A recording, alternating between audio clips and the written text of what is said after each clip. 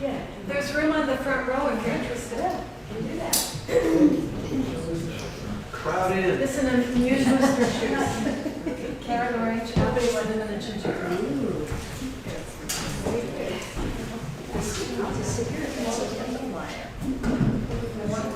There's also some water here if anybody wants.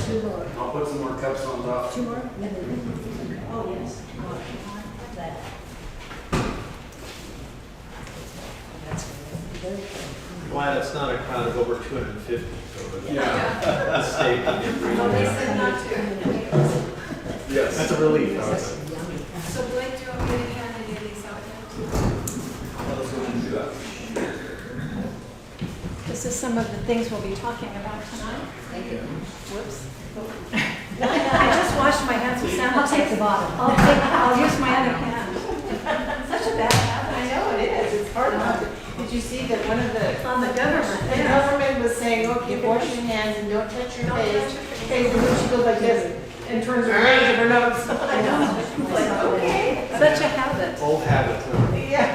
I know we have a little with the place. One's over. Would you have some in? Can I sit here so I can look at you? I can't get my neck to turn that way. I did today.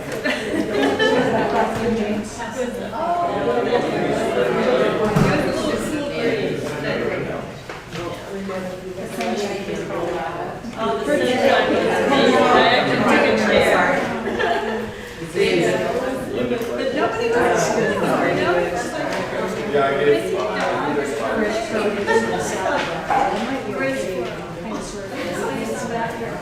Second grade. And we had so I'm just gonna stand back and watch, and I've got this little boy that says the salad reaches in, grabs a handful, and I said, Michael, that's not the way you do it. Yeah, so we got, yeah, we're good, we got two. So when I'm here, you teachers are here, I have to direct the whole head of the little and so. You have one more of those? I don't have that one. What that? You have one of those? Oh, I thought you asked me if I had one of those, and I don't. I put one on your chair. Do they get it? This is my chair. This is my slide. They're okay. So do you want to? Yeah, well, they're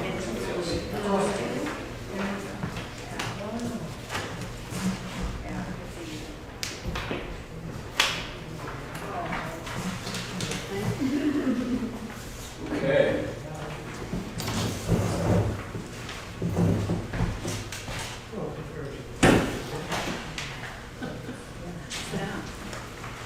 All right, again, welcome to the Defend Yourself Against Coronavirus class, a discussion on how to strengthen your body's own natural defenses with nutritionist Linda Clayville and Dr. John Winters. Nature path. Just want to welcome you all again and welcome everybody who's tuned in online. Thanks for watching, and we'll just get going here. As I introduced myself earlier, again, I'm Blake Bars, and I'm the general manager at Nature's Pantry. And I have a passion for health and wellness and a passion for helping people through nutrition and supplementation and lifestyle choices to have a successful, to have good health short-term and long-term.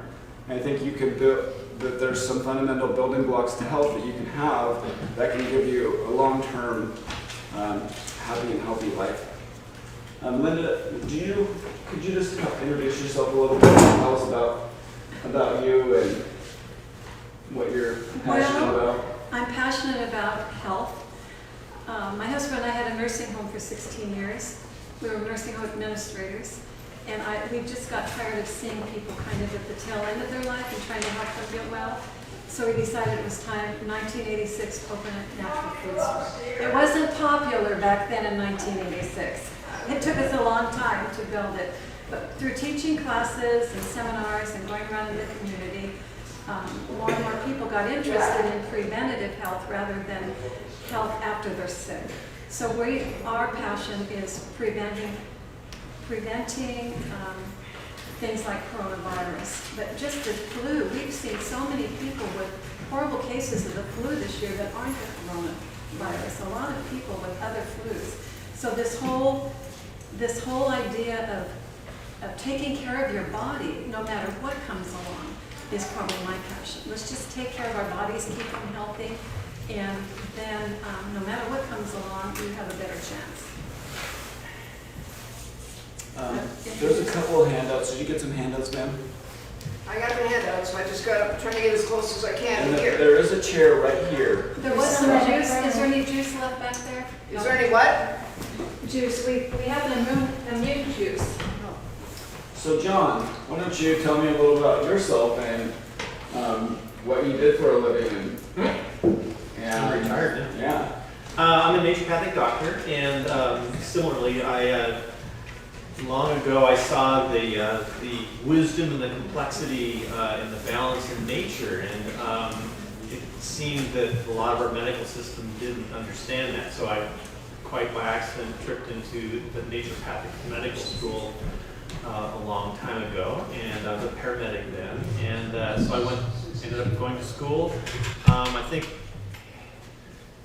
helping people get as healthy as they can is a huge priority, because if you've got great health, you can do just about anything, and if you don't, then it's going to dominate your life. So that's just a little bit about what I've done. So I was practicing for about 30 years, and so yeah, what I want to do tonight is bring to bear my perspective and training and experience, seeing a lot of stuff over the years, and bring you some information that I don't see getting out there very much.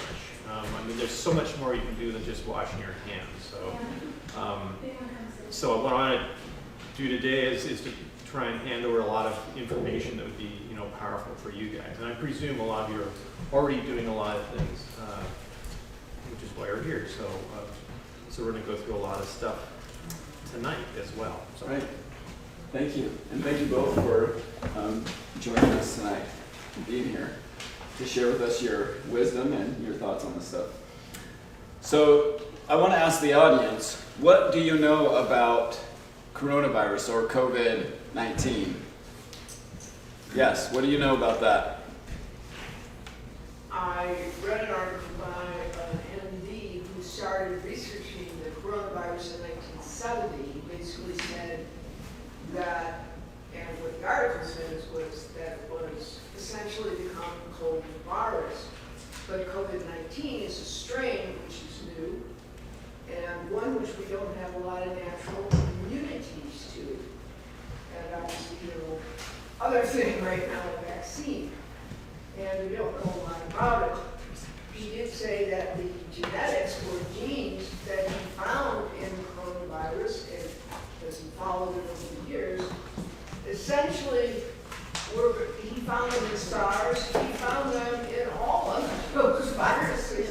I'll call them the bird viruses that allegedly came from the Indonesia and Chinese area, which I find interesting, but not all that unusual, because it may be one virus that just keeps changing. What else do we know? What they were saying this morning is by studying what they learned from the SARS, it's Yeah. very similar. There's a lot of similarities, there's a lot of differences. I can't hear it if it's helpful. Oh, sorry, I was just saying that this morning they had one of the top research doctors on, and by studying what they learned from SARS, they're learning more and more about the corona, but it's a different Strain. critter. Yeah, it's a different critter. Thank you. Can I just comment on that since we're here now? Please.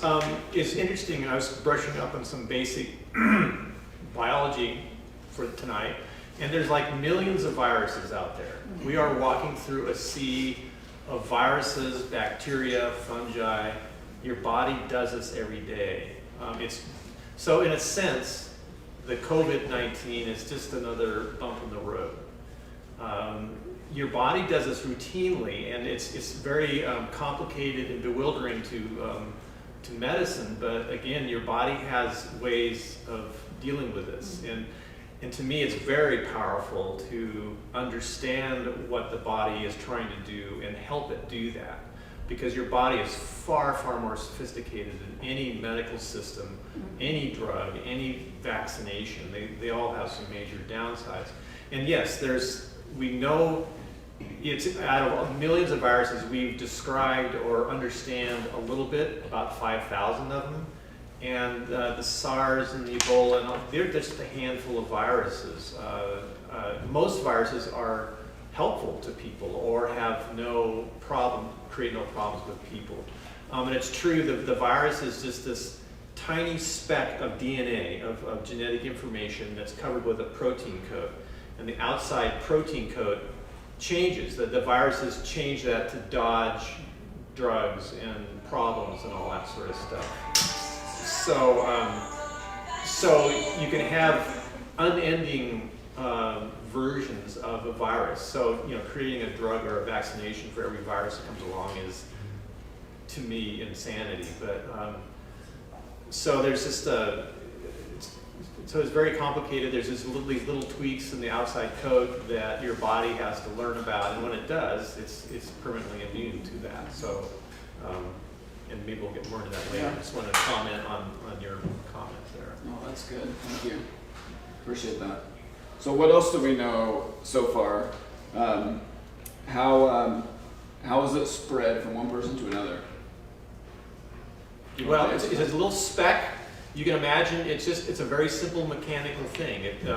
If you cough or sneeze, if you have the infection in your lungs, this tends to be a lower lung infection, pneumonia. If you get droplets out, it can be in the air. So if somebody walks through the air, or if you blow your nose on a tissue, or touch your face and touch anything, you can easily imagine where that would go. So like doorknobs and countertops. But it's a pretty straightforward mechanical transmission. It's nothing real mysterious. And it's interesting that a lot of us, as I just did, you scratch your nose, you touch your eyes, and it's like if you've touched anything, there's a chance that you are what they call auto-inoculating, you're self-inoculating, and because it goes through your sinuses. So the CDC does say wash your hands. That's great advice. That's a very good. So just think mechanically. They're talking about a 3-foot bubble, or don't be touching stuff. Handshakes is getting to be a worldwide thing now. So those are common sense starts. So how about yes, you touched on objects a little bit, but it can be transferred from person to person. They say within 6 feet, that's when the odds are higher. It can live in the air for a few hours. It can live on an object for a few days, potentially. They're saying that they think that it can be spread from touching an object, but it's not the way it's being spread the most. The same with people who are asymptomatic. They may be carriers but not have symptoms yet. They believe it can be spread that way too, but it's not the way it's most being spread.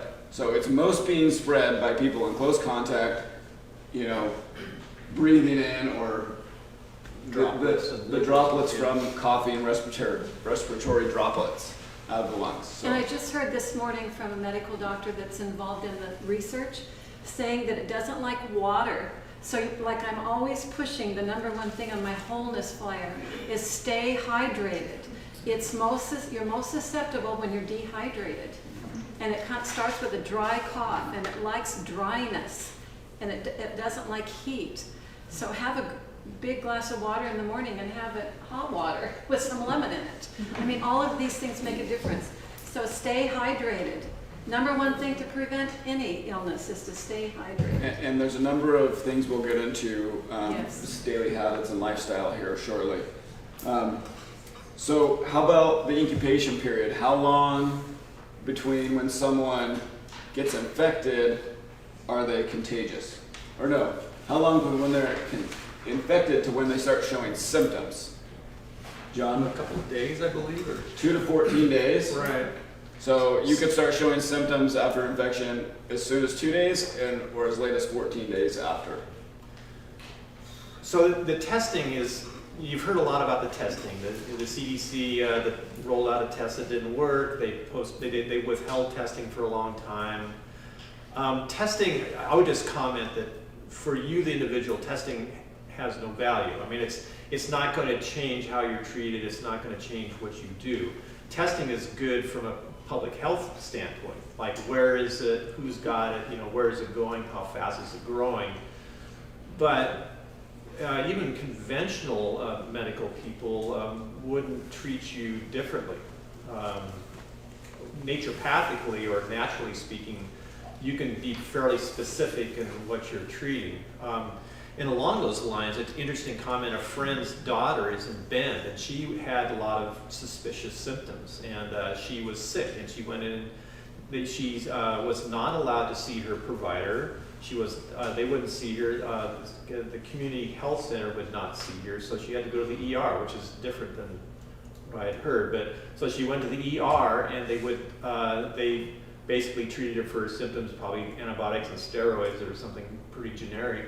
But they would not test her unless they admitted her to the hospital. I mean, you had to be really sick and admitted to the ICU and put on a respirator before they would test you. So,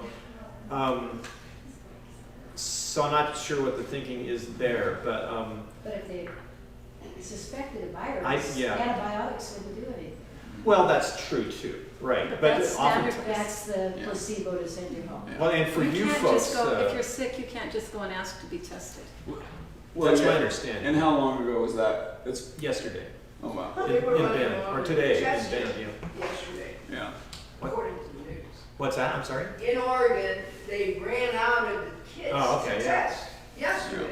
Yeah. Right, it's not going to have much of any outcome for you, the individual Yeah. consumer. It's nice for the statistics and for seeing where it is and where it's spreading, but as far as for us individually, a positive or negative test isn't. I mean, it will help us know to like, oh, well, I have it, then I need to not go around people, right? Right. And yeah, we're certainly not. I would certainly advocate for being tested if that's available, but. But even But if when you we're- just had a cold, or even if you had the flu, you shouldn't go out around people and spread it around, you know? It doesn't matter if it's Right. a coronavirus, any virus.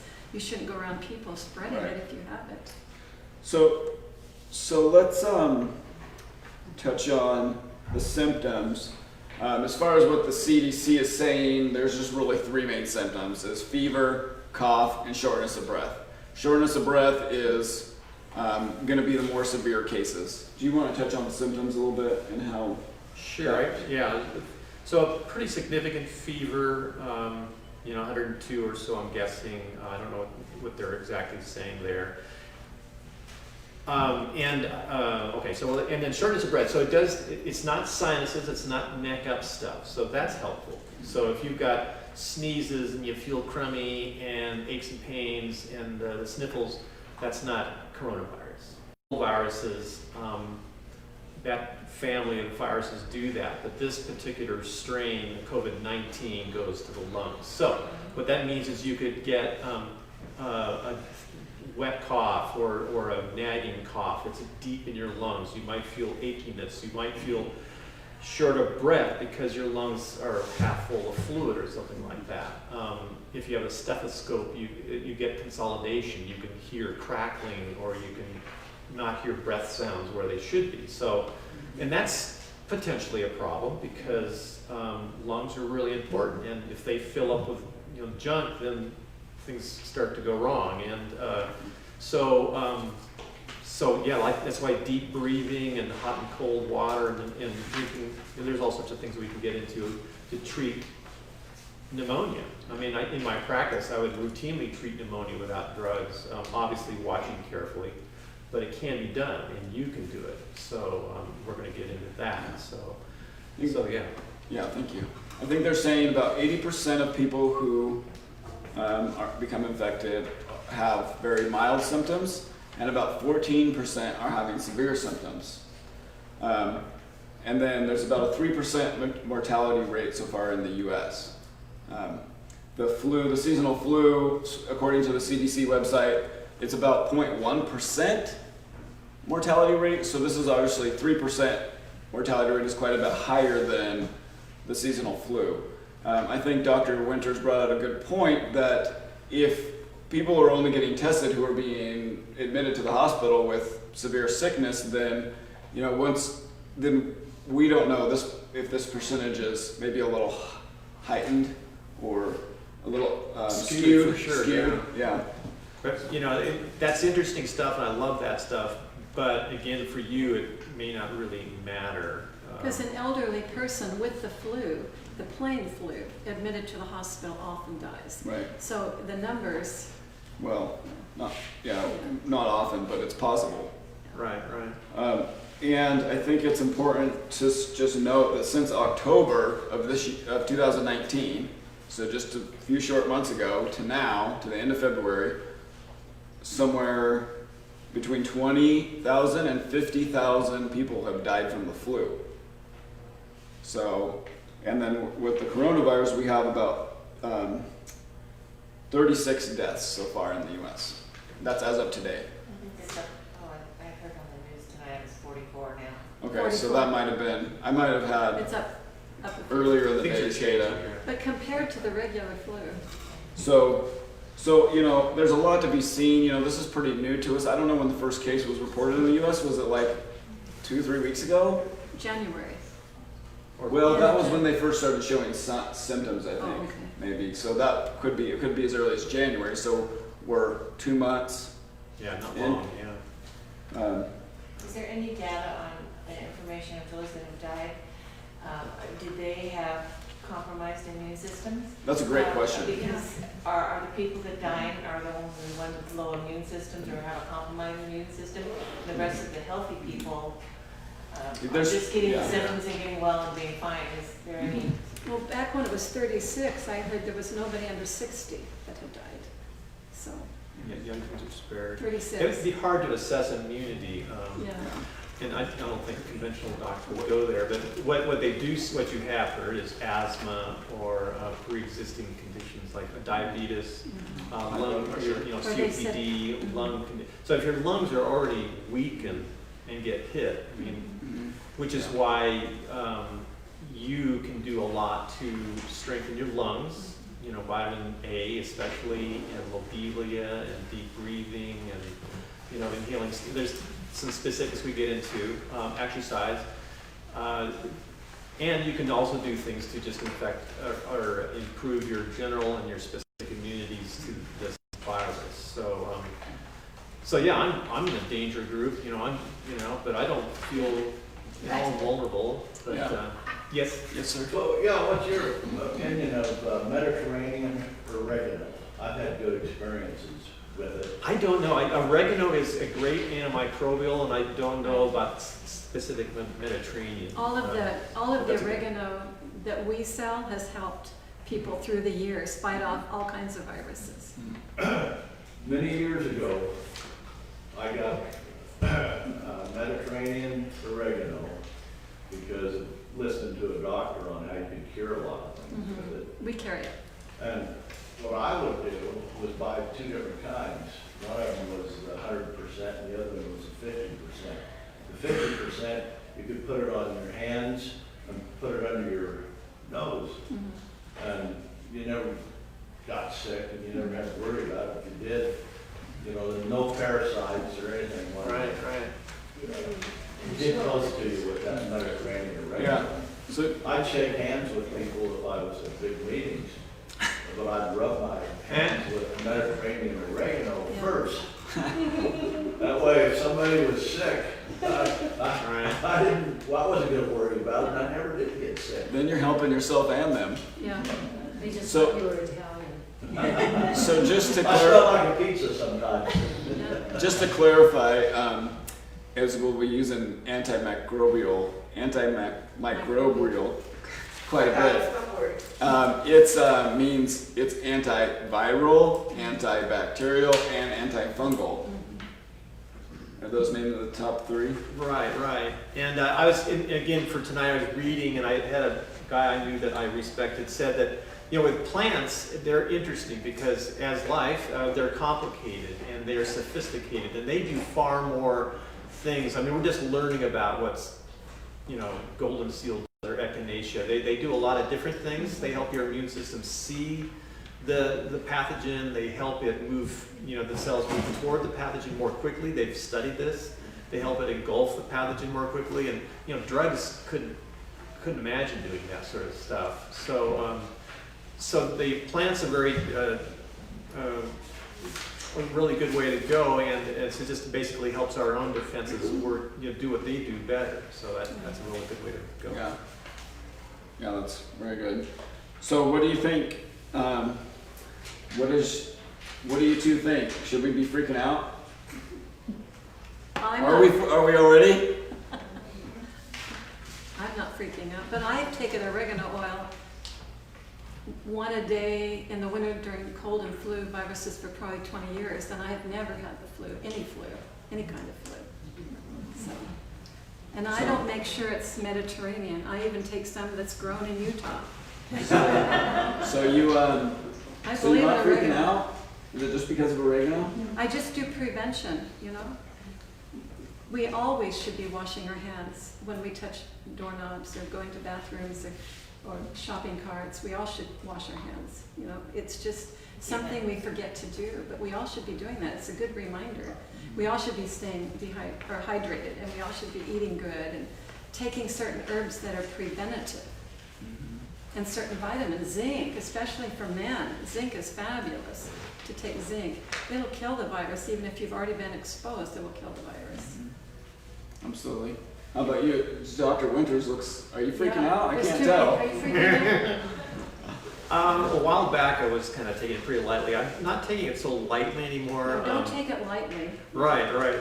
But I would just say, freaking out, of course, is not helpful. It's good to be vigilant and all that. But I guess where I go is my understanding and training and faith in our human bodies. I mean, it's amazing what they do every day. And they'll probably do a pretty darn good job without your help, but you can just magnify its effectiveness by running every day or drinking lots of water. It doesn't take a lot. So, and hopefully we'll touch on some of the things that your body does just briefly. Yeah. And what you can do to just make that work better. I mean, and by doing those few things, you will be healthier every day of the year, and of course, greatly reduce your chances of infection. And they say diet can cut in half your risk for cancer and blah blah blah. So it's a win-win. So that's where I go.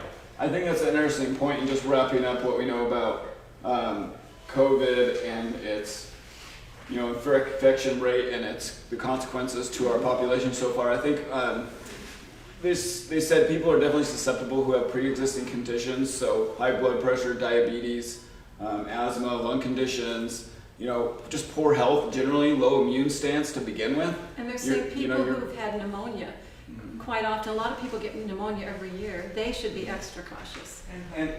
Because their lungs are already weak. Yes. And so all those things you can drastically reduce those pre-existing conditions with nutrition, supplementation, and lifestyle choices.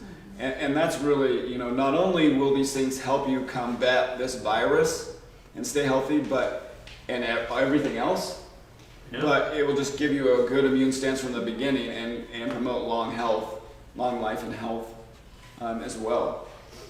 So just real briefly, and you guys have heard this so much lately, just the prevention from the CDC is, avoid close contact with people, avoid touching your face, stay home when you're sick, cover your cough, clean and disinfect public surfaces, regularly used surfaces, wash your hands, avoid travel, especially to affected areas, and avoid large gatherings. So let's get into how we can strengthen our own body's natural defenses. So what I want to hear about from Linda and John, I'd like to hear about how we can boost our natural defenses with daily habits and lifestyle. Well, I have this wholeness. I've done this seminar around LeGrand, and it's how I spell health and fitness, and it's pretty much my routine. It's a holistic approach. Holistic approach to make your body whole so you can fight anything. So like I said before, water is number one. We're 70% water. Drink water like a camel. You need water in reserve. The human body, when you don't drink enough, you get dehydrated easily from the top of your head. People are really concerned about Alzheimer's and dementia, not just the coronavirus. And the brain sits in a fluid sac. If you get dehydrated, your memory is one of the first things that starts going down. Also, you get brain fog and you don't feel good. So you're setting yourself up for the virus. And let's stay on water for a minute. Okay. And did you have anything more on Yeah, water? water, 6 to 8 glasses a day will protect your joints, your brain, your heart, your pancreas, your skin, and your immune system. And it will help control hunger for people who feel like they eat too much or wanting to lose weight. Sometimes when your body says that you're thirsty, you're hungry, you're really thirsty. So drink your 2 quarts a day. And how much water? 2 2 quarts? quarts. And what's They say another way 6 to to measure 8. it? The body uses 6 glasses a day. 8 gives you some reserve. And if you're athletic or a heavy person, even more. They say ideal is half your body weight in ounces. Half your body weight in So ounces. So If you I weighed drink- 150, that would be 75 I ounces. drink 80 ounces. I try to do 80 ounces every day. And then if I do, like I'll go play basketball once a Yeah. week and I sweat so much, I have to drink more than that. I can feel dehydrated even if I've had 80 ounces. I'll just comment, it's all true. We get used to being marginally dehydrated. Yeah. We said, I'm not thirsty, so don't necessarily trust your sense of thirst. It's like if you were to drive your car down the road, with a quart or two low on oil, it was just like your body grinds and it doesn't like that. So grease the wheels, put more fluid into it. It helps your blood. I've seen this in the ERs. Like we had a guy bleeding out. You put fluids in. His blood was getting thick. It wasn't flowing. And you can imagine what that would do for your energy levels, not to mention your immune system. And so if you want blood to deliver nutrients and immune cells to everything, to your lungs, and if you want that blood to remove toxins, drink plenty of fluids. Because the fluid gets into every cell of your body. People have achy joints, the cartilage is too thin, and you drink water, it makes it like a sponge. When you're fighting this, wanting to fight this virus, they're saying stay hydrated because the throat, it lives in a dry throat, a dry space. Your body's 70% water. You need lots of water. Good clean source. You don't want it with an acidic water, which a lot of the bottled water is acidic. You don't want a bunch of chlorine in it. Yeah. So tap water in the ground is pretty good. Maybe a under-the-counter filter or some kind of filter to deal with the chlorine. But yeah, I've recently increased my water intake with the last health challenge we did. And I was probably doing 30 to 40 ounces of water a day. And my body was adapted to that amount of water. And I didn't feel like I needed more. As soon as I bumped it up to 80 ounces, if I don't get that amount, I feel dehydrated. And so your body will adapt to the amount it's getting. And so as soon as you do a few days of that 80 ounces, you're going to start craving to have that much water. Plants are also almost 90%, over 90. A lot of them are over 90% water. So if you're eating a lot of plants, that makes more sense to go in and fit with the body as well. Let's talk some more about nutrition. We'll start with Linda and then we'll go to John. Tell me about nutrition. How important it is for your immune system and for your overall health. It's really important to eat an unprocessed rainbow. I mentioned that under nutrition here. But I brought up what Dr. Furman, a seminar I went to, he's a medical doctor that deals a lot with heart disease and immune diseases, and he deals a lot with cancer. And he called them G-bombs, just to make sure people could remember. So the G is... And you don't have that handout. We'll give that No, to you. they do. Oh, you page. did? Okay. Yeah. So the G... You do have the handout. Yes. G is greens. So eat a lot of greens. Romaine, broccoli, they're loaded with water, they're loaded with minerals, they're loaded with antioxidants, they're loaded with vitamin C. They're loaded with vitamin A. Dark The leafy greens. leafy greens. Romaine, kale, Yeah. And then chard. berries. They're superfoods that are low in sugar, high in nutrients, high in antioxidants. They're cardioprotective, anti-cancer, reduce blood pressure, inflammation, prevent DNA, and all of which boost the immune system. Then onions, the whole onion family. Onions include garlic. Allicin, the onion family, allicin, includes red onions, yellow onions, white onions, green onions, garlic. That whole family is a great immune booster. Plus it can help lower cholesterol, lower inflammation, lower blood pressure. And then mushrooms. All the mushrooms have beneficial effects on the immune system, and some on the cardiovascular system, and they have powerful antioxidants, especially the shiitake, maitake, lion's mane, some of the ones you're not real familiar with. And then beans. They're nutritional powerhouses, high in fiber, very good at stabilizing blood sugar. And somehow the S didn't get on here. The S is seeds. So nuts and seeds are powerhouses. They add the kind of fat that the vegetables need to get into every cell, your omega-3 fatty acids. So your chia seeds, your Flax seeds. your hemp seeds, Sunflower your seeds. walnuts, yes. Powerful to help get the nutrients out of the other things, the onions. You need the natural fat to get them into the cells, and then to help the brain and to help your immune system. If people ate these foods, put seeds at the bottom, because somehow it didn't get on here. How many of those are plants? They're all plants. Oh, They all grow. He set me up, didn't he? Yeah. all right. Dr. Winters, what do you think about nutrition?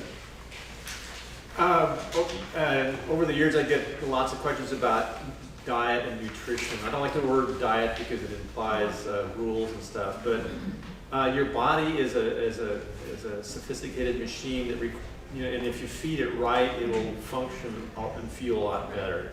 So I just more and more just try and keep it simple. Whole foods are going to have more nutritional value every time you freeze, chop, or boil. So something, it's going to remove something. Enriched bread is, they remove 23 nutrients and add a bunch back in there synthetic. Yeah, there's so many diet plans out there these days. I just say eat whole foods, preferably local and fresh if you can. Organic is best. It's not. You don't want to take in a bunch of chemicals. It's just minimize your body's exposure to non-food items like herbicides, pesticides, preservatives, colorings. Your body doesn't need that. It doesn't want it. And we know some of them are carcinogenic, for crying out loud. So just look at what you're eating and just clean it up as best you can. It's as simple as that. It's all there. And I would say most of the value of the store is in the food aisles. It's like that's your medicinal there, your pharmacy. So, and it's turning out that foods have not only nutrients but information too. Again, plants are pretty complicated and sophisticated. So, and the nutrients are in a form that your body can use. So, more and more I just shy away from a lot of supplements because you can get the same thing, only much better and much cheaper through real food. So, just keep it as simple as you can. And If you want a good movie about the benefits of plant food for your body, Forks Over Knives is a good one. They have a book and a cookbook, and then one about the importance of eating organic would be the movie Secret Ingredients, and we actually have the DVD at the register, and you can also find that one online. I think you guys both touched on that. Minimally processed. The closer you can to the whole form, the real food, whole food, plant-based food, is going to have the things your body needs. I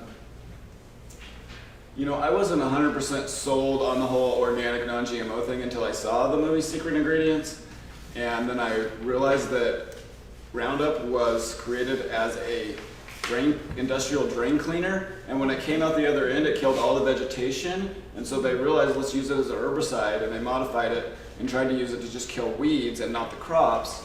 It didn't do well as they hoped. But that's about the time that genetic modification was coming about, so they figured out how to genetically modify crops to withstand Roundup. So for me personally, I personally believe like God made me and he made the food to go with my body, and so those genetics, the DNA, matches up. And as soon as I modify the genetics of that plant, it's not matching up. And so then if it's not matching, and then I go in and spray an industrial drain cleaner on top of it to boot, it's probably not going to be the best. And then, you know, as far as whole foods, we always promote here, you know, do small attainable changes. Don't do everything, and don't focus on all the bad things in the world. That's certainly not what we're here to do. We're certainly not here to scare people about all the bad things in the world. We always encourage people to add in good things. Just add in one good thing at a time. I think, you know, I'm not against animal products. I certainly try myself, after learning what I've learned, to add in as much plant food as I can to my diet. But I think one example, just in relation to heart disease and high blood pressure and some of these things we're talking about, is we bought this house up by the college. It's about 100 years old, been in one family's the whole time since it's been built. And when we moved in, I couldn't get the kitchen sink to drain. And I'm like, what is going on? And I tried everything. I tried snaking it. I tried everything to get that thing. Called my plumber friend. He came over. We crawled into their house, and we cut out a 10-foot section of pipe. You know what was in that pipe? Sludge. Grease and fat from years of cooking animal products. When I watched that movie, Forks Over Knives, and saw the quadruple bypass surgery they were doing on a gentleman, and they pulled out a similar substance out of his arteries, it kind of hit me.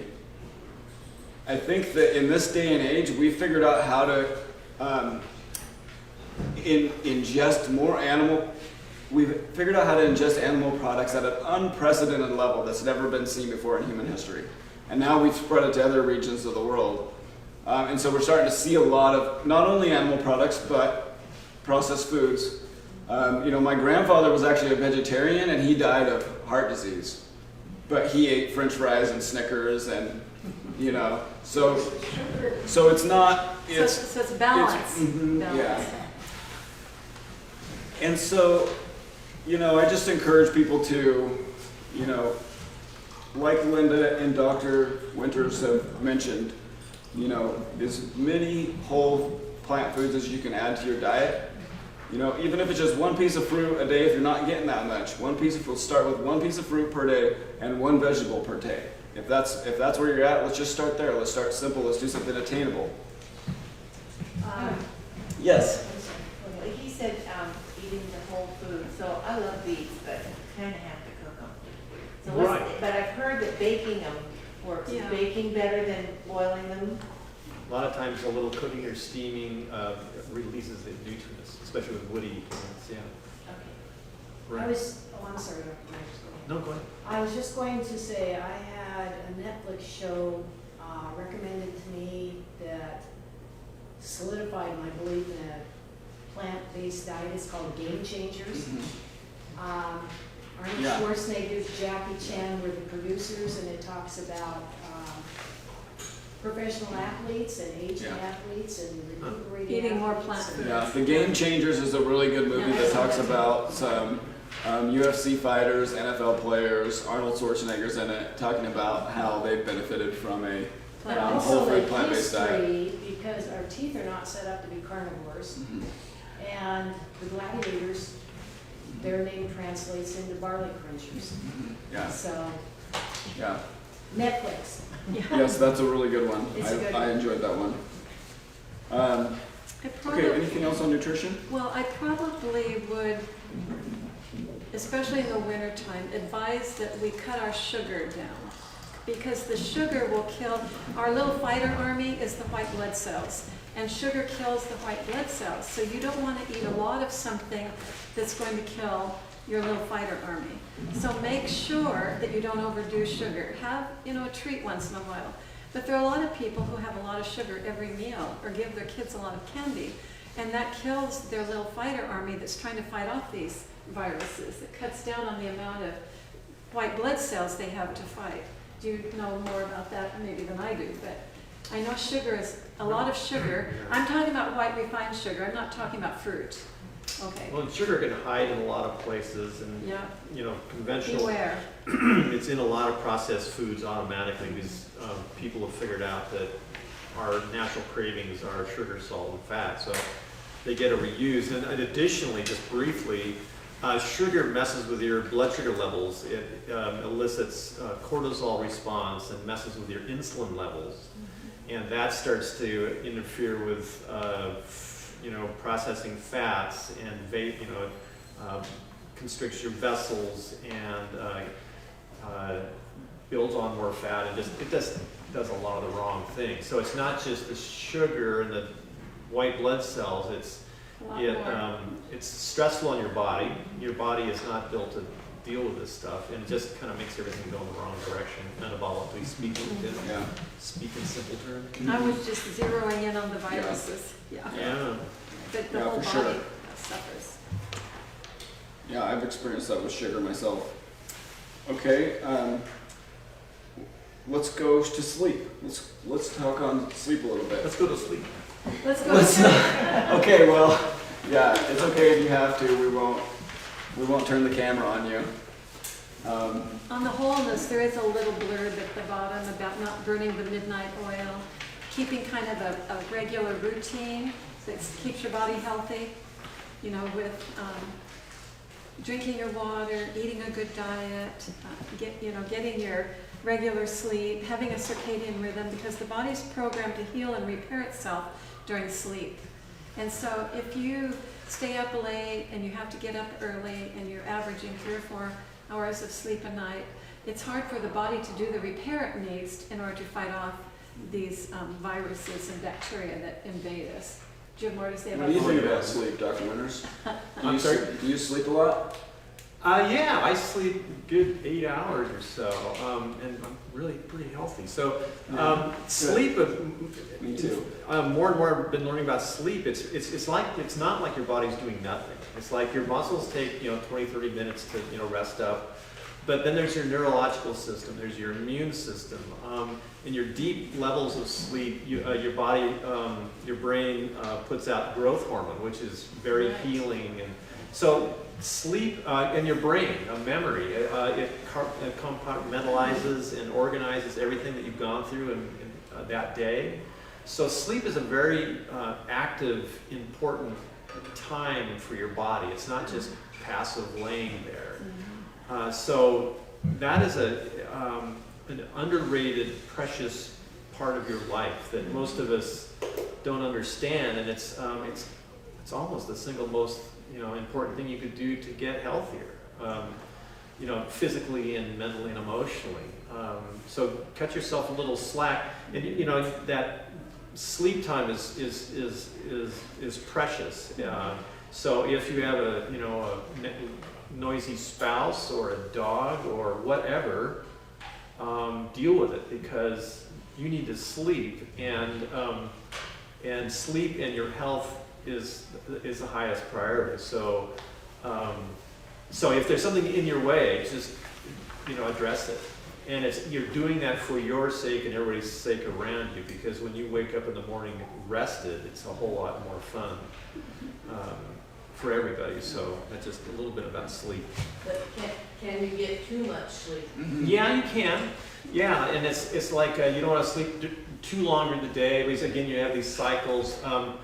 So yeah, if you 7 to 9 is a good range. Yeah, and it's Studies different for show everybody. over 9 there can start to be negative consequences of And it. oftentimes the first sign of depression or mood or depressed state is needing to sleep way too long. Sometimes it's the way we avoid conflict or the way we avoid issues, or we are stressed out, overworking, and the body just needs more.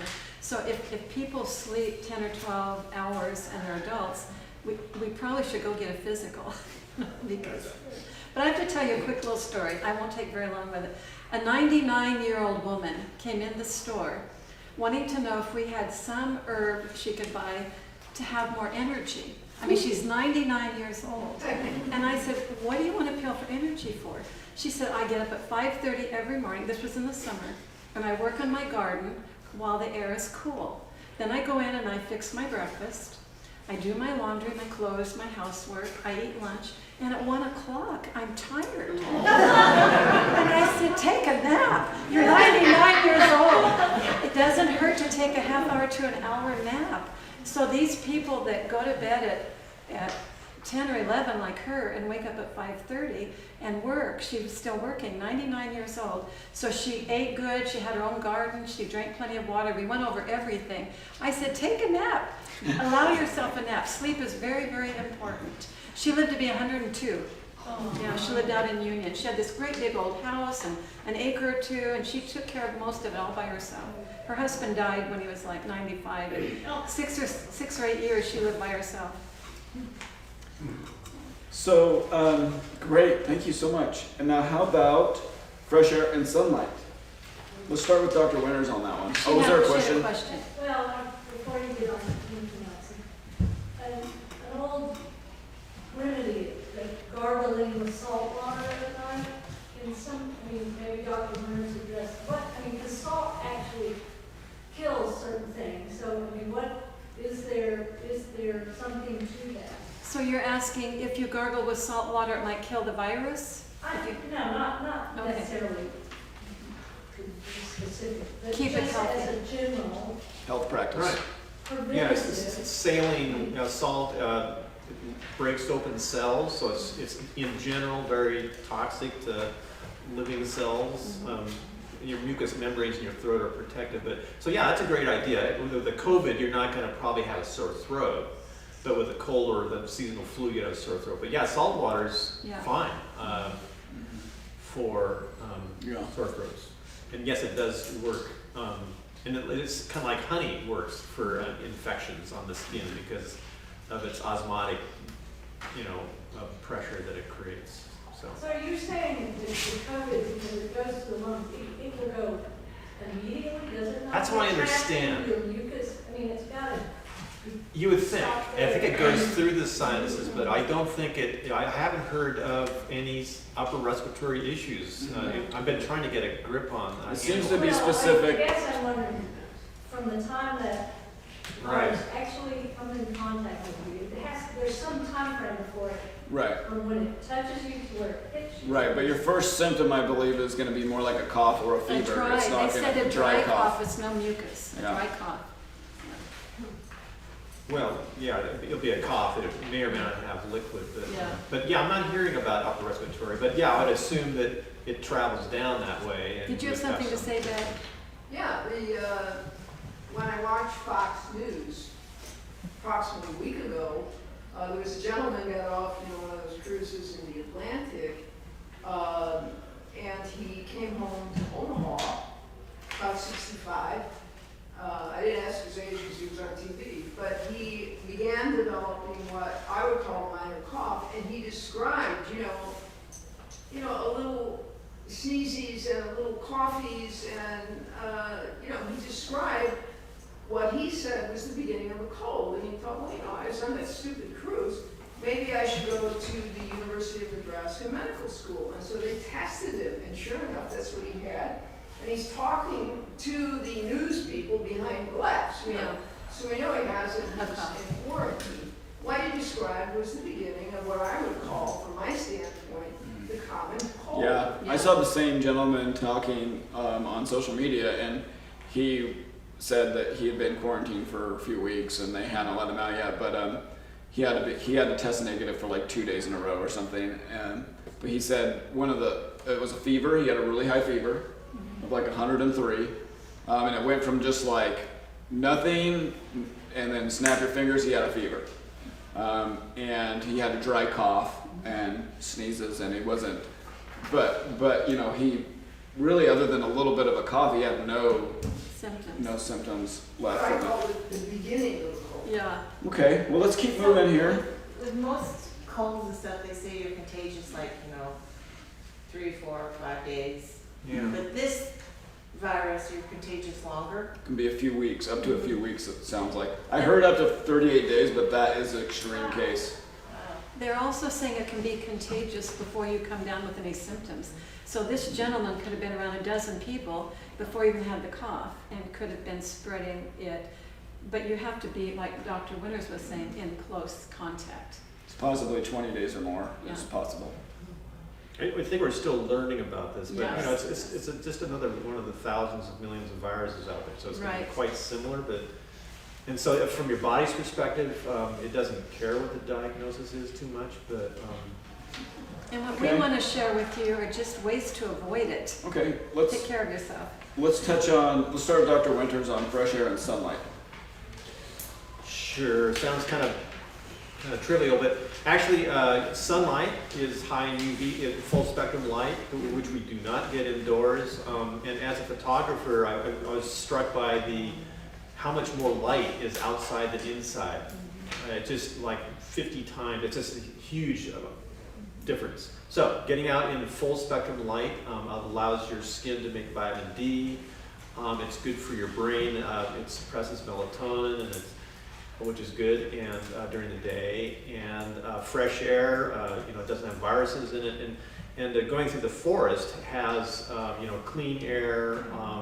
So it's good spiritually. It's good for physical, and it's for a lot of things. So there's a lot of and if you're going to exercise outdoors, then that's even better. So there's a lot of things that are outside that you're not going to get inside, and so do your best to avail yourself of that as much as you can. Yeah, absolutely. Anything to add?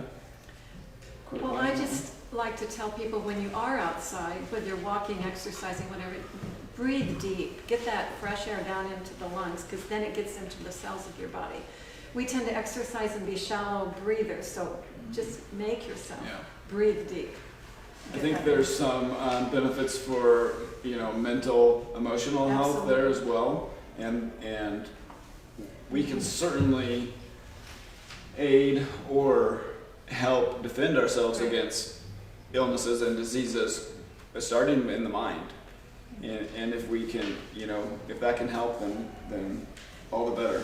That's why I tell people, don't stress out. Do what you can do, because the stressed body picks up disease easier than if you're happy, you produce these endorphins, and the endorphins help keep you well. If you are stressed out or fearful, you produce epinephrine and adrenaline and things that bring your health down, pull your health down.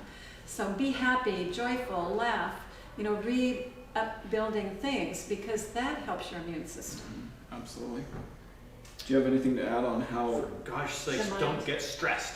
Don't get stressed. No, but it's interesting. Long ago, I went to a seminar, and this neurologist was saying, at the base of your brain is your lizard brain. It's the primitive brain, it's the amygdala, and it's and on top of that, we have developed higher thinking centers and executive function and all this.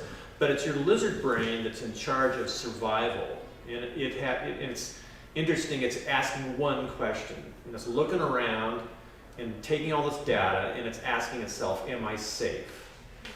And if it perceives that it's safe or unsafe, everything goes from there. So if it perceives, for any real or imagined reason, that you're under siege or you're not safe, or because your boss looked at you funny, or there's a virus around town, that's going to have your body go into fight or flight. The cortisol, blood pressure, heart rate, vasoconstriction, all these things change to help you survive. But that can be misguided, especially when you can't deal with it, or you can't fight, you don't see your enemy. So it is true, and it's helpful to just say, I'm probably going to get exposed to this virus, but it's not going to be that bad. And look what I'm doing. I'm doing what I can do to, increase my odds as best as I can. I'm doing everything in my power. So you do what you can do it, and you make your choices, and you're done. And your brain says, we're good. So somebody came in the store coughing really bad and mentioned she had a fever, and I sort of stayed back, and another lady said, I sure hope I don't get that. virus, and I said, well, why would you even think you would get it? You know, I don't even think that way. People come in to get help, and I don't think I'm going to get everything that goes around. You've got to think that way. If you get it, you deal with it, but you do things to prevent it. You don't purposefully think and worry about getting it. Try not to, yeah. Yeah, you try, yeah. Yes, yeah. There's no reason to. Lots of things to worry about out there. That's so, yeah. right. I Don't worry, get be that. happy.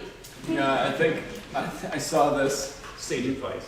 meme on social media that had from 2000 through 2020, and every year what was going to kill us all. It was Y2K in 2000. It was the bird flu, the Zika virus, you know, economic meltdown in 2008. All these things every The year. SARS, yeah. SARS, Ebola, you know, yeah. so Something every year.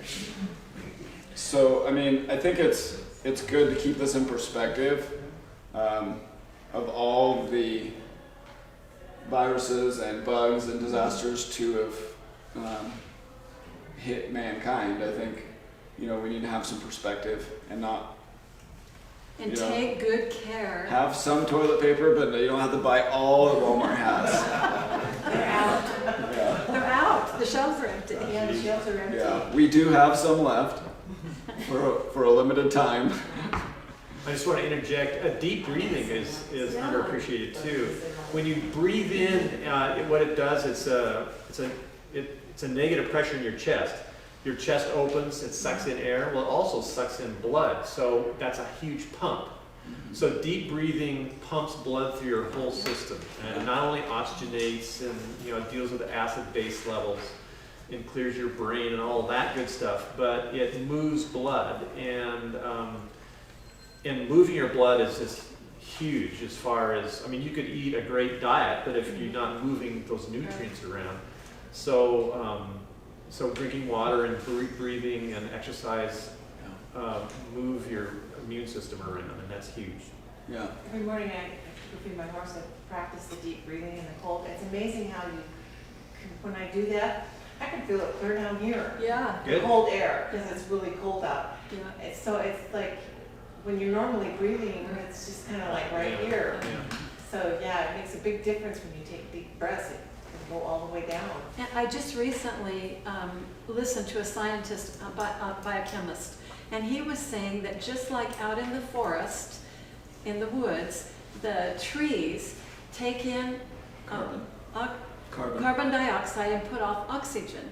And he said when we were talking about eating greens, when we eat all these greens, it does a similar thing in the body. All of those greens, they help your body have more oxygen.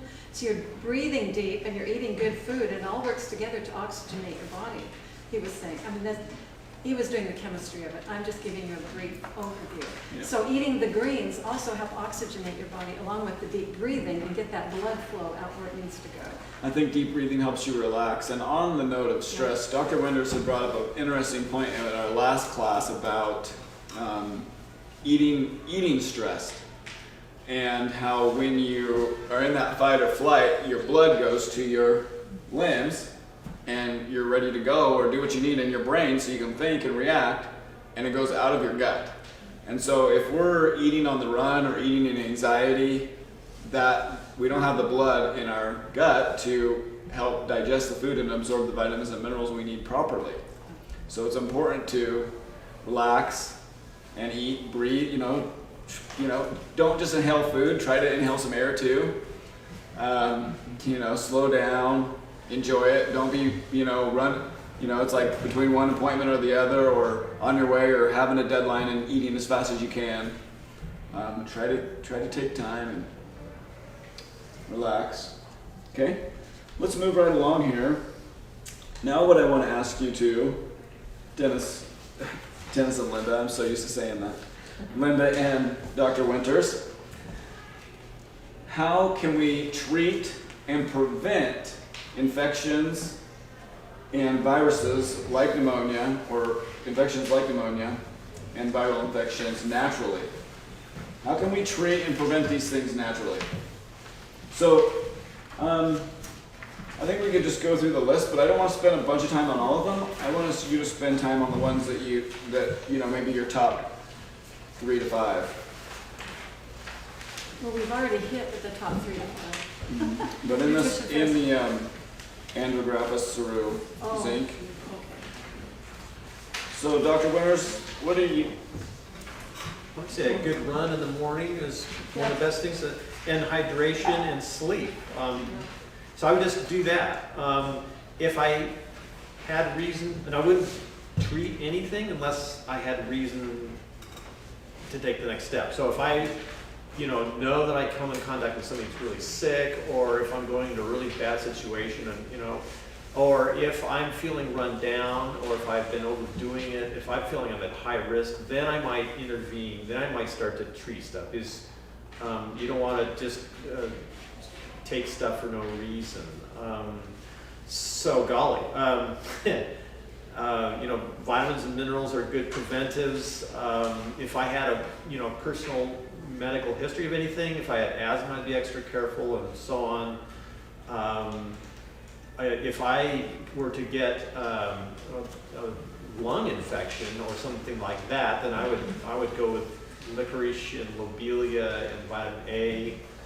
I would treat whatever is going on in my situation. But yeah, it's kind of I go on a case by case sort of a basis. Right. There's gobs of supplements out there. A lot of them have a fair amount of science backing them up. To me, it's like a good place to start would be garlic, especially for lung infections, because garlic is high in sulfur-containing amino acids, which are antimicrobial, and for better or worse, you inhale, if you chew garlic or eat garlic or put a lot in your food, it'll come out through your lungs, which is why your breath stinks, but that's kind of perfect if you have a pneumonia. So, And you can always eat your garlic and onions with your evening meal, so that you're smelling like it all day. or just make sure everybody else in the house is eating it too. Yes. Right. And golden seal, echinacea, myrrh, elderberry is really popular and safe. It was popular in Europe especially. Lobelia is a great lung herb. And those are my favorites. And I know there's a lot of products out there. I had some favorites. I know these guys do. So I would just do the basics unless I had some pointed reason to believe that I need to do more, and then I would start to treat things accordingly. Yeah. Yes. Yes, go ahead. There's one that says NAC. What's that? NAC, N-acetylcysteine, and there was some recent research, and we've got a flyer if anybody's interested downstairs, where it can break open the little outer shell of the coronavirus, and that these doctors have found people who have the virus, they get over it very quickly when they administer NAC. It's not a preventative one, it's for one if you know that you have the virus. Yes, ma'am.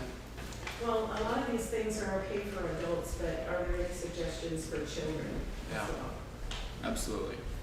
Well, we do have an immune builder downstairs. We have the elderberry by itself, which kids can take both in chewable and liquid form. We also have the immune support, that's echinacea, golden seal, and elderberry. And then there's all kinds of I think there's a wellness probiotics. formula for kids. And and a wellness formula for kids in liquid and chewable form. Probiotics. I would Probiotics. just say on probiotics, that's really a great place to start with kids and for everybody. 70% of your immune system is in your gut. So a healthy gut equals a healthy you. They're just increasingly finding more and more evidence about how the immune system and your defenses are based in your gut, and it really makes sense because a lot of what we intake goes in through our mouths and into our gut, and that the lining of our gut determines what is let into the bloodstream and what isn't, and that's we could talk about that for a long time. But let me just share one quick story. We went to Mexico.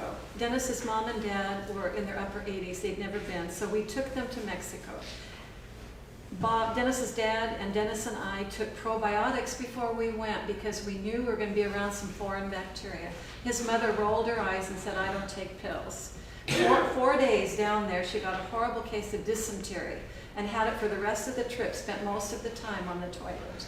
We didn't get it. We all ate at the same places, always. She didn't go anywhere we did not go. So all I have to say is, there's bacteria all around you, People come in the store with it. I take a good probiotic every day, I have for years, and I don't pick up the things people bring in. I think it's a good preventative measure for children too, during cold and flu season, to take a probiotic. Yeah. Because we're exposed to all kinds of bad bacteria. Yeah. Keep your gut good. You know, Eating lots of fiber will help your body make bacteria, but not everybody eats lots of fiber. Right. As Dr. Winters and Linda were talking about, some of the things on this list are going to be specifically good to help with certain symptoms, Right. whereas others might be better for prevention. Something you can take now if you're not sick at all, I would definitely recommend a probiotic. I think doing a wellness formula what I'll do in the winter is I do a wellness formula in place of my multivitamin, and then in the summer I go back to a multi. The wellness formula has a lot of immune boosters in it. A lot of the things on this list are in the wellness formula, like vitamin A, C, zinc, selenium, copper. It's your antioxidants, yeah. There's garlic, echinacea, golden seal, astragalus, andrographis. I mean, and that's like a third of it that's in it. That one's been really effective for me.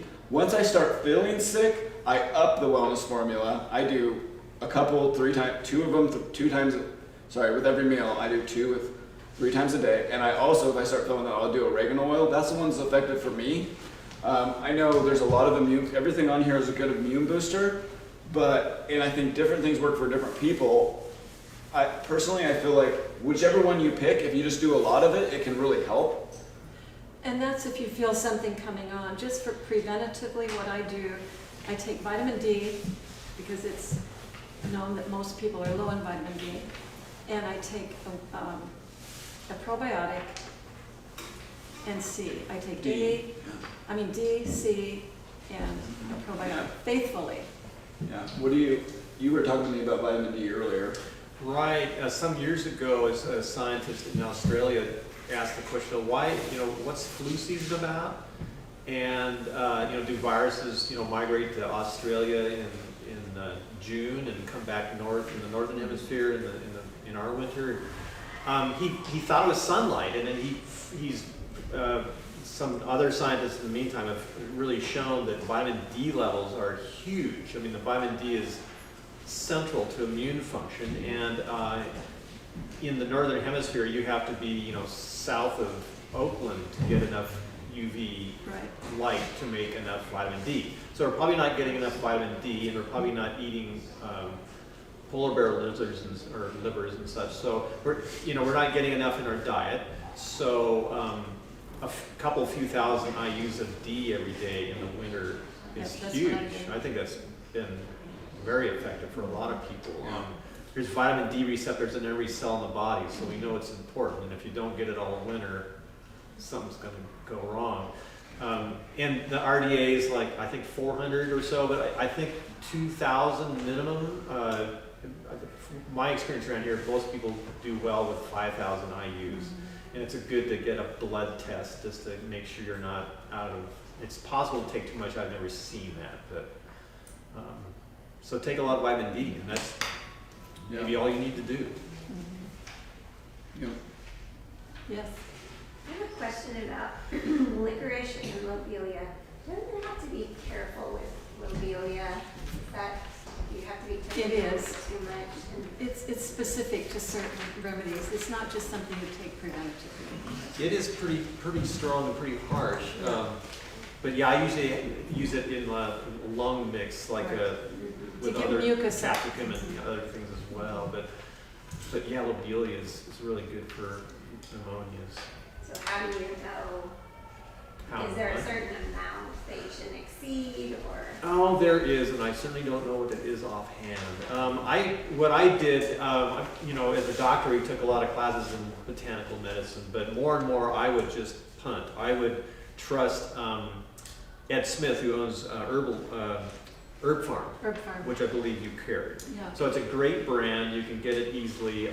They've done all the science, and they've done combinations of herbs, and they've done the right amount, and then they tell you how much on the bottle. And you can Google that. That's Herb Farm, HERBPHARM. But you can also Google lungs and lobelia. Oh, and then it'll talk to you about it. Okay. It's hard to remember all of these things, the dosages for everything. Yeah, and the licorice, is that is DGL different than? Yeah. Okay. The Yes. deglycerized is more for digestive. Right. Real licorice root or a tea, yeah. Or you can take it and get it in capsules and stuff like that, not the DGL form necessarily. The but DGL is really good for acid reflux, GERD, that kind of thing. But licorice is what they call demulcent. It's soothing. Yeah. It really feels good, and Yeah. even the tea you drink, it feels good, and it's good for adrenal function and all that sort of stuff. So it's great stuff. And vitamin A is great for mucous membranes, sinuses, and throat, and all the tissues that line the lungs. So take again a high dose, like 5,000 IUs, which is quite a bit more than RDA. Five You to can do 10 even when you've got. You lung can issues, do, yeah. 10 times the RDA for at least 6 months, we know that. So for a couple of weeks, it would not be a problem, so. Tell me about echinacea a little bit, Dr. Winters. What do you want to know about it? I want to know about the 50 known mechanisms. Echinacea's been, it was a popular herb for a while, but it is, I believe, shown to prevent and to shorten colds and stuff like that. And what I found interesting is that, golly, I remember Herbal Ed, Smith with Herb Farm. He's just a nut. He knows a lot about plants, and he's very particular about when you pick the plant and what part of the plant you use, and all these things. And he would come to our medical school for lectures sometimes, and he said that with echinacea, it had, at that point, like at least 50 known mechanisms of being antimicrobial. I mean, and that was just what we knew. There's hundreds of constituents in the echinacea plant, and they all do different things. So it's not so much that they're antiviral, but they do so many things that assist your body in that whole process, which is really far more powerful, because if you jump in and do the job for the body, it doesn't learn anything out of the deal. So. And echinacea can stimulate a sluggish immune system, but you don't want to use it. It can overstimulate people with a compromised or an autoimmune disorder. Right. So you want to have a healthy immune system, but it'll help the cells move quickly, more accurately, be more deadly, and do all those things. And I think echinacea might be one of the ones to not take while nursing and pregnant. Yeah, and they recommend that when you're taking echinacea to take it over a 2 or 3 week period and then take a break from it. It's not one to take every day all winter long to prevent colds. You take it when you need it. Yeah. I would say the especially same children thing. and nursing and pregnant. Yeah. The same thing with oregano oil. Oregano oil is another one that I personally have a lot of success with. And it does have antiviral and antibacterial properties. I think, like Dr. Winter said, some of these, I say antiviral, but I think it's important to clarify that some just help your body be antiviral. Right. But it's also one to not take all the time. It's just when you need it. So when you're sick, and then I usually take it at least a couple days after I beat it. So typically for me, if I start feeling sick, I'll pump my vitamins. I won't do sugar. I don't do a lot of that anyway. I'll make sure I'm getting lots of water, sleep, all the things we already talked about. But I have a couple secret weapons and oregano oil wellness formula. I mean, to be honest, I have a lot of supplements at home. But if I was going to pick 2, those would be the 2. And I either won't get it, or it'll last like 2 days and be very mild and over. Yep. And then I pump it for a couple more days to make sure, because I've quit too soon, and it comes back. Yeah, and let me throw this out there. The natural remedies work really well if you get on top of it when you first feel a little tickle, or you just don't feel like yourself. The first sign But of if you wait imbalance. till you have a full-blown cold or flu, the natural remedies, like It might reduce the severity, body's but you're not already going to beat working. it. They do best if you get them right in the beginning. So as soon as you feel not yourself, start taking a higher dose of D. And that's where I used to be like, I'll go get this stuff when I'm starting to feel it. And then it would be like the next day and I'd forget, and the next day. and so then it would just take hold. And so many times it starts at night, Yeah, in the evening. It does. You're And worn out. I've gotten so good at recognizing when that starts Yeah. that I always start like the day, because it used to be I wouldn't until I woke up the next day. I'd be like, uh-oh, Well, see, when you've got little kids like him, or you're around children, or your teachers, little snot monsters. it's like the superbugs. You're exposed to the superbugs. Yeah. And so, but yeah, once I have that on hand and I got good at recognizing when it started and started taking those things 3 times a day or more, like as far as vitamin C goes, you can't really take too much vitamin C. To bowel tolerance, you can take high doses, and they're finding out, they're even giving it in some countries intravenously to people with the coronavirus. Yeah. So taking high doses of vitamin C while there's viruses around you is not a bad idea. If you start getting loose bowels, then back down on the vitamin C. Mhm. So. Yes. Any other questions so far? Yeah. Blake, Oh, Denise, yeah, you were first. sorry. How do you make a regular oil palatable? Capsule. Little soft, Yeah. little soft The gels. oil, yeah, that's another thing to mention. The oil can actually burn the straight oil can actually burn your esophagus. If you're So gonna it's use, important to take it in a if you're capsule. gonna use or- the oil though, put it in water. Yeah. Or a Yeah, but juice. even that is, so Yeah. they do have capsules Yes, now. yeah. Mhm. Yeah. Yeah, I had a friend in Portland, he's still there, but he's ex-military, PTSD, and he was having a lot of problems. And he liked to take a lot of baths. And he would soak for, a couple hours almost every night. And so we were talking after quite some time, because sometimes he'd be in the bathtub when I would call him. And, he wasn't healthy, and I said, he's in his mid-50s, and I said, I think you take too many baths. I think what you ought to do is get out of that poison water. And I says, if you just take some quick showers for a while, you might start feeling better. Soaking in his own. Now he's 60 years old and working part-time. He's got a lot more energy. He quit taking them baths in that Portland water, soaking for a couple hours every night. All that chlorine and whatever else they got in it. So what's your opinion of soaking in Bad water. city polluted water? Well, I can see that he was self-medicating, and it's, water therapy is great. I mean, I can easily imagine that, warm water would be soothing to his agitated brain. So he was on the right track. But it's true. In fact, there's a whole field of medicine that's called hydrotherapy that uses steam or cold water or hot water, and that's what he was doing. So in the shower showers are very invigorating and cleansing. Of course, cleansing because it's Yeah, going but to the remove. problem is I think That he was sitting in his, soaking for a couple hours in that chlorinated water Yeah. and that poison water, because, some of it. well, you absorb a lot of things through your skin, true. So Well, for hydrotherapy, there is some scientific studies on 3 minutes in a hot shower, increasing the heat, not to burn yourself, but increasing the heat, and then 1 minute with cold.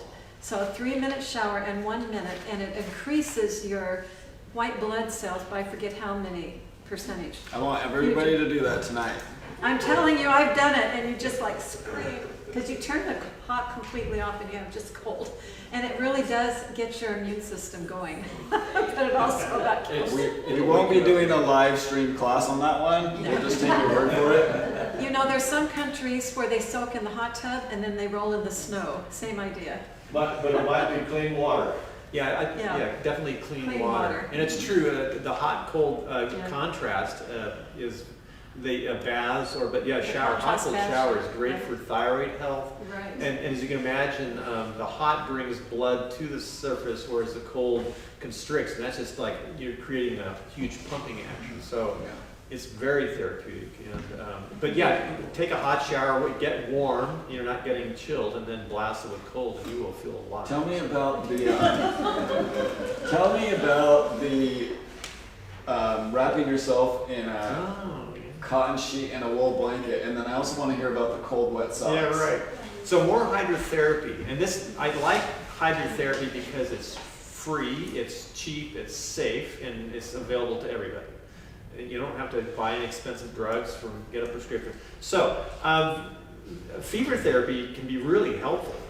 So if you are running a low-grade fever, like 99, 100, or something like that, you could take the hint from your body, because your body's trying to burn out the viruses or the bacteria. So you can listen to that lead and help it create a higher fever. So, so what you do is you take a hot bath, short hot bath, hotter than you might like, and hotter than just get really hot, and dry off quickly. Wrap up in a sheet, and then if you can, have a friend wrap you up in a wool blanket, preferably, or synthetic, and then go take a nap. And the point is that you are raising your core temperature, and you're going to cook out all those pathogens, because your body is trying to do this, and you are just helping it do that better. So I've done this before. Yeah, and I have too. And so then you take a nap, and ideally have a friend, have some water there with a plastic straw or something like that, and stay hydrated. And what's happening is that your body will, purge and clean and sweat. Hopefully you wake up wet, and you'll wake up tired and healthy. Yeah. If you're feeling chills, that's a dead ringer. That's like your brain is going, I need to get warmer, I'm cold. So if you feel chills, that means your body is trying to get warmer and it's not able to. So take that as a sign to take a hot shower or a really hot bath and wrap up. So that's, and oftentimes that's your only treatment. You can just burn out the virus, up front and be done with it. So it's a great way to go. We were taking care of some little kids years ago who we didn't know until after we said we'd take care of them, who had strep throat. And so after they left, I got this low-grade fever that wouldn't go about a week of like 99.9, just under 100. Would not go away. Tested negative to strep throat. So I ran this hot tub of water. I had my husband nearby, and I used a cold cloth around my forehead, and then ran this hot water, and we kept adding hot for about 15 minutes. And then when I got out, I wrapped up in a sheet, in a blanket, and went to bed. And I was so tired from this fever that I went right to sleep. Woke up about an hour later, drenched. The fever broke, and I just sweated like crazy. And had to change clothes and get out of that blanket, put another one around. Went to sleep, slept really, really good. Fever was gone, never had it again, didn't get whatever the fever was bringing on. Yeah. But I had a thermometer in my mouth, and we rose the temperature from 100 to 101. And that's all it took, is 1 degree higher than what you had, and then the fever broke. Fever is a good thing to a point, and it's nice to deal with a doctor that knows about this stuff. But And I wouldn't recommend it at 104. If somebody had 103, Right. 104 temperature, we're talking about low So yeah, this idea of suppressing a fever or with aspirin or what have you is The fever's you don't good. want to be afraid of symptoms. So up to 102, certainly 103, probably 104. Past that, depending on your health, I wouldn't let it go much past that. And different age groups, different lines, but it's good. A fever is potentially a very good thing. It's one of the ways the body's telling you something's wrong, and it's working hard to get rid of it. So when you help it a little bit by raising it a little bit, you just get rid of all of that, whatever's going on in your body, whatever your body's fighting off. Just briefly along those lines, the cough likewise. Just realize that the cough is your body's effort to get rid of junk in your lungs. Yeah. And coughs can be annoying and all that stuff, but think twice before suppressing a cough. I mean, most of our pharmacies are full of, Suppressant. anti-this and anti-that and cough suppressants and decongestants, where your body's trying to get junk out of its sinuses or out of its lungs. And so if you want to get well, you would help it do that. And if the cough's bothering you, then an expectorant. Because the expectorant will help the body, the black cherry or something will help the body expectorate the mucus and get it out. You don't want to suppress it. You always want to help the body get that out. And as always, there's a caveat. If that cough is messing with your sleep or some such, then cheat. It's okay. It's to suppress the cough, make it go away. Suck on a zinc lozenge. Yeah, be as The sleep zinc's as good more for you, important, yeah. so. What are some natural expectorants? Black cherry. Is that it? Yeah, Is it it's a like, it's formed, supplement it's or in a drink? cough. No, it's usually in a, they'll say expectorant on it, and it'll, Syrup or? yeah, it's like a syrup, a cough syrup, but it's made to expectorate, not to suppress. We have a couple options for that that we Right. can show you. Yeah, there's a lot of options. Okay, just as we wrap things up here, since I brought it up, you got to tell me about the cold wet socks too, because I know for me this one not gonna happen, but I still think it's cool to hear about. Yeah, well, I haven't done it a lot myself, and I'm swinging. done it a I've lot. had people, doctor friends to say, they do this with their patients and it works. So the deal is, again, you're using hot and cold to your advantage. So if you're congested in your lungs, you want to draw away the pressure, the fluid, the congestion, and the cold wet socks do that. So you get some cotton some cotton socks, get them wet, and you put them on, which is icky, and then you put wool socks over that, and then you go to bed. And the deal is that the cold, wet feet, your body shrinks away from that because cold always is a vasoconstrictor, it makes blood go away. But then your body throughout the night sends blood down to your feet to warm your feet. And if you're reasonably healthy, you will wake up with warm, dry feet. What that's done all night is draw pressure and fluid off of your lungs down to your lower extremities.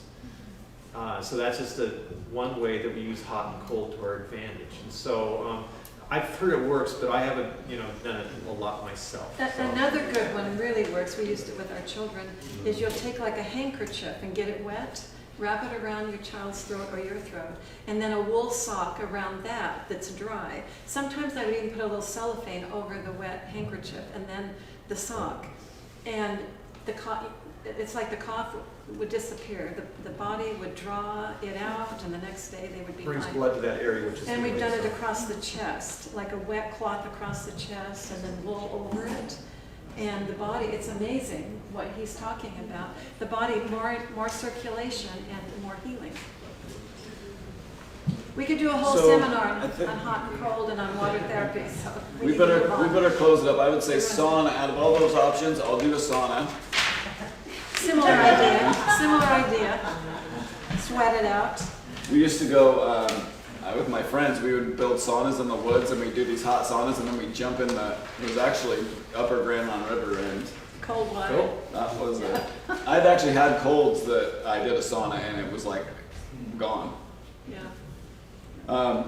So just in closing, I would just say that we need to take the coronavirus seriously, and we need to do what we can to prepare ourselves and strengthen our natural defenses. I also don't think we need to panic. I don't think we need to. I think some perspective that John and I were talking about earlier is he brought up a Candida auris type of fungus that kills 30% of people infected. So that's certainly a much more serious thing that's out there. And just the seasonal flu, 20 to 50,000 people have died since October. So, and I think it's important to understand that the media is also, trying to sell newspapers, and, also with social media today, you get paid per click. And so, that kind of stuff, I don't believe in, as a person of faith, I think fear isn't really much to be had. I think that's the opposite of faith, and I think that there's a lot in this world to be worried about, but if we're focused on that, we're not going to get the results we want, and I think it's better to be focused on, what we can do positively to help ourselves, to help other people. A strong immune system stance is the best thing you can do for yourself right now. That's the best thing you can do through the lifestyle, things we're talking about today: water, nutrition, sleep, exercise, less stress. The supplementation we talked about today, pick a few of those that you can do to just, if you're not already doing them, to add to your repertoire and just to boost your body's natural defenses right now. and obviously all the recommendations of staying good hygiene and staying away from sick people. And if you're sick, stay home and avoid large crowds and don't travel unless you absolutely have to. You know, in Nature's Pantry, we're certainly taking a lot of precautions. We're doing a lot of, as always, we're going to even be more diligent in our cleaning and sanitizing practices. And we're certainly communicating with our team about the things they can do for their health. The things we're talking about today are not things that are just unique to just this situation. These are things that can promote long-term health for you and your family for life. And so I certainly encourage you to, you know, don't focus on all the bad things in the world. Let's focus on adding in one good thing at a time, because small habits lead to big change over time. And our purpose and mission here is to serve your health needs because we believe you're worth it. And that's what we're here for. So at the door where the carts are, we do have hand sanitizer. We have the little sheets of it. 99.9% kills all the viruses. So if you're concerned, take that and wipe the handle of the cart. We wipe them daily, morning and evening, but you're welcome to take one and wipe it and wipe your own hands when you're leaving or if you're going to the bathroom. So we furnish those. We have not run out. And so, you know, like I said, we're here for your health needs. We'd love to spend more time with you one-on-one in the store on the fly, or we can even schedule a sit-down consultation with you if you like. I'm pretty sure John is retired, so he's, you know, he's going to be doing class. He's been gracious enough to do classes for us, and we're just so thankful for you, John and Dr. Witters. Thank you so much for doing this and sharing your wisdom with us. And Linda, thank you so much too for your time today. And I just want to thank everybody who came tonight. It's so nice to have you here and to see people invested in wanting to take proactive measures to protect ourselves and boost our health overall. And just thanks all to our listeners and just thanks for watching and tuning in, and we hope this has helped everybody. And one last note, as we close, for half an hour the store will be open. It's actually closed right now. We're gonna open it for you for 30 minutes and you get 10% off your entire purchase. I'm gonna run down there and cashier for you, so if you wanna do any shopping, we're here for you. And Linda will be down there. She can help you find things. Talk to you. But yeah, we're just going to do that for 30 minutes because we want to, probably like you, we want to get home and get some rest. So thank you so much. Let's give a round of applause to our speakers tonight.